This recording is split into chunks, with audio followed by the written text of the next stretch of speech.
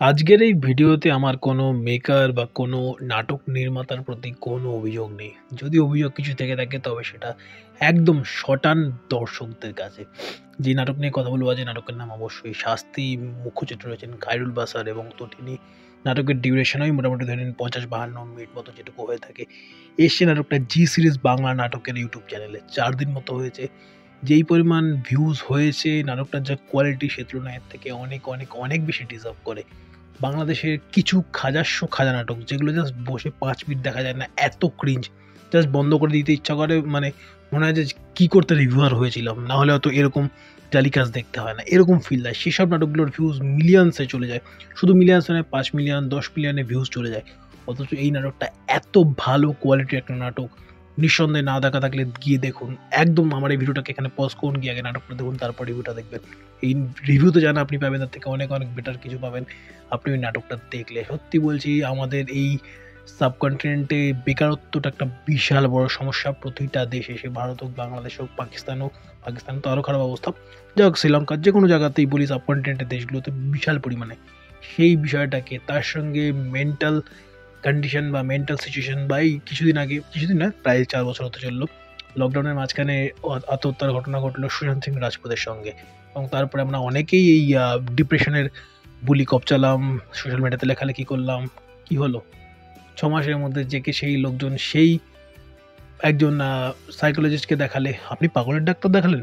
এইসব বলে যেসব বুলি করা কিংবা এ তোর না মাথা খারাপ, যদি আপনি কিছু একটা আনইউজুয়াল বলে থাকেন, এই বিষয়গুলোকে নিয়ে খিল্লিয়ে ওড়ানো যেকে সেই ৬ মাসের মধ্যে, ৬ মাস হয়তো হয়নি, তারও অনেক আগে শুরু করে দিয়েছিল। তার আগে হয়তো তিনি মারা যাওয়ার পরে বা তার আত্মহত্যার ঘটনা ঘটার পরে খাপ পঞ্চায়েত খুলে বসেছিলেন লোকে। বাট ওই মানে কুকুরের লেজ, যতই ঘি দিন সোজা হওয়ার নয় তো হয়নি সোসাইটি। সেরকমই একটা বিষয়কে অ্যাড্রেস করে নাটকটা সাজানো হয়েছে। সত্যি বলছি, এই মানে অনেকই নাটক থেকে থাকে যে দেখুন সেগুলো এনগেজিং হয়, একের পর এক ইভেন্ট চলতে থাকে। বাট এই নাটকটা কী দেখাবে সেটা একদম ডাইরেক্টর বা মেকার্স তাদের ভিশনে ক্লিয়ার ছিলেন এবং সেটাকে ধীরে, ধীরে, ধীরে, ধীরে সেটাকে ইমপ্যাক্টফুল করে তুলেছেন বিভিন্ন ডায়ালগের মধ্যে দিয়ে, বিভিন্ন সিনের মধ্যে দিয়ে। অনেক ঘটনা এর মধ্যে নেই। একটা ইভেন্টফুল নাটক এটা একদমই নয় যে অনেকগুলো কিছু ঘটবে। একটা জিনিসকে অ্যাড্রেস করতে চেয়েছে, একটা ক্যারেক্টারকে এস্টাবলিশ করতে চেয়েছে এবং সেটাকে ভালোভাবে করেছে বিভিন্ন ইভেন্টসের মধ্যে দিয়ে। সে তার সাইকির মধ্যে দিয়ে হোক, সে তার পরিবারের তার উপর ইমপ্যাক্ট দিয়ে হোক, সে সোসাইটির কী অবস্থা, সোসাইটি কীভাবে জাজ করে, আমাদের সিস্টেম, আমরা পড়াশোনা করি ধরে নিন ম্যাথস নিয়ে ইন্টারভিউ টেবিলে গিয়ে আপনি দেখবেন ম্যাথস কোথায়? ম্যাথসের ধারে পাশে কোনো টপিক নেই। সেই টপিক নিয়ে আপনার ইন্টারভিউর বোর্ড চলছে কিংবা কোনো লবি অ্যান্ড অল সব কিছু যা চলে থাকে, সব কিছুকে অ্যাড্রেস করছে এই ক্যারেক্টারটার উপর দিয়ে। এবং খায়রুল বাশা যেভাবে প্লে করেছেন, আমি ওনার প্রচুর কাজ দেখেছি আমার চ্যানেলে।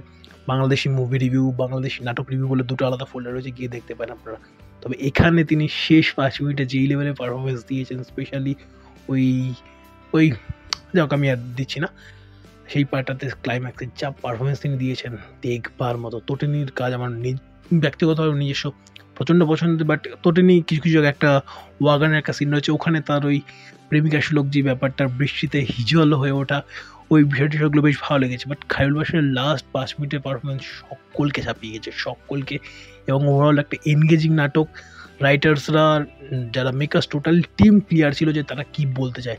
তারা সময় নিয়েছে, তারা ধীরে, ধীরে, ধীরে, ধীরে কুক করেছে এবং যেই ডিশটা আল্টিমেটলি আমাদের সামনে তুলে ধরা হয়েছে বা আমাদের সামনে উপস্থাপন করা হয়েছে সেটা একটা টপ নচ ম্যাটেরিয়াল। অ্যাটলিস্ট আমি প্রচুর নাটক খারাপ লাগলে মুখের উপর বলে দিই, ফ্যান ক্যাটার করবার ওই সার্ভিস কোনোদিনই করিনি, যার জন্য এতগুলো ভিডিও করার পর আমার চ্যানেলে এইটুকু সাবস্ক্রাইবার হয়েছে বা বেস তৈরি হয়েছে। তারপরেও স্টিল অনেস্টি ইজ দ্য মানে আমার মূল মন্ত্র, বারে বারে ভেবে এসেছি। তো এটা ভালো লেগেছে, অকপটে বলতে রাজি আছি। বললাম নিজের মতো করে। আপনাদের কেমন লেগেছে শাস্তি নাটকটা এবং যেই বাস্তবতাটা তুলে ধরেছি, বাস্তবতার সঙ্গে আপনি কতটা রিলেট করতে পারেন? আমাদের সাবকন্টিনেন্টের প্রতিটা দেশের কম বেশি এই সমস্যাটা রয়েছেই। এবং প্রথম বিশ্বযুদ্ধ, দ্বিতীয় বিশ্বযুদ্ধের পরে সারা দেশ জুড়ে যেটা হয়েছিল কিংবা প্রতিটা রিসেশনের পরেও বিশ্বজুড়ে একটা প্রবলেম হয় এবং কোভিডের পরে সারা বিশ্ব দেখেছে বেকারত্বের জ্বালা কত বড় জ্বালা। সেটা আমরা আজও দেখছি, প্রতিনিয়ত দেখছি। এই জ্বালা হয়তো যারা ওই ফেজটার মধ্যে দিয়ে গিয়েছেন বা যাচ্ছেন তারা অনেক, অনেক বেশি করে রিলেট করতে পারবেন এই নাটকটার সঙ্গে। পরিবারও কীভাবে পাশে থাকে না পাশে। মেবি তারা ফিনান্সিয়াল থাকে, বাট মেন্টালি যে সাপোর্টটা আমরা পরিবারের বা আমাদের ক্লোজেস্ট ওনদের কাছ থেকে চাই সেটা তারাও দিতে পারে না, অপারগ হয় বা কোনো কোনো ক্ষেত্রে জানেই না যে দিতে হয়। এই বাস্তবতাটাকে যেভাবে তুলে ধরেছে, সত্যি শাস্তি দেখবার মতো একটা নাটক, দেখাবার মতো নাটক এবং নির্মম বাস্তব, যেটা থাম্বনেইলে লিখেছি সেটা আমি ফিল করেছি বলেই লিখেছি। That's it from my side. আপনারা যারা দেখেছেন শাস্তি নাটকটা কতটুকু এই আমাদের সিস্টেমের শাস্তি বলে আপনার সেই বিষয়টাকে মনে হয় কতটুকু জাস্টিফাই করে টাইটেলটা টোটাল নাটকের সাবজেক্টটাকে, টোটাল নাটকের রিলেশনটাকে অবশ্যই কমেন্ট বক্সে জানান। এবং যে পয়েন্ট দিয়ে শুরু করলাম, যে হাজার নাটকগুলোকে লোকে যেভাবে সেগুলো নিয়ে কথা বলে, সোশ্যাল মিডিয়াতে যা চর্চা হয়, একটা ছোট্ট রোমান্টিক সিন নিয়ে যেরকম হাইপ হয়, এই বাস্তবতাটা নিয়ে সেরকম কেন কথা নয়? আপনাদের কি মনে হচ্ছে অবশ্যই কমেন্ট বক্সে জানান। ভিডিও ভালো লাগে লাইক করুন, শেয়ার করুন, এবং যদি প্রথমবারের জন্য চ্যানেল দেখে থাকেন চ্যানেলটাকে সাবস্ক্রাইব করে পাশে থাকা নোটি বাটনটাতে অল নোটিফিকেশন অন করে আমার চ্যানেলের সঙ্গে থাকতে বলুন। ভালো থাকুন এবং অবশ্যই ভালো ভালো কন্টেন্ট দেখতে থাকুন। Bye bye.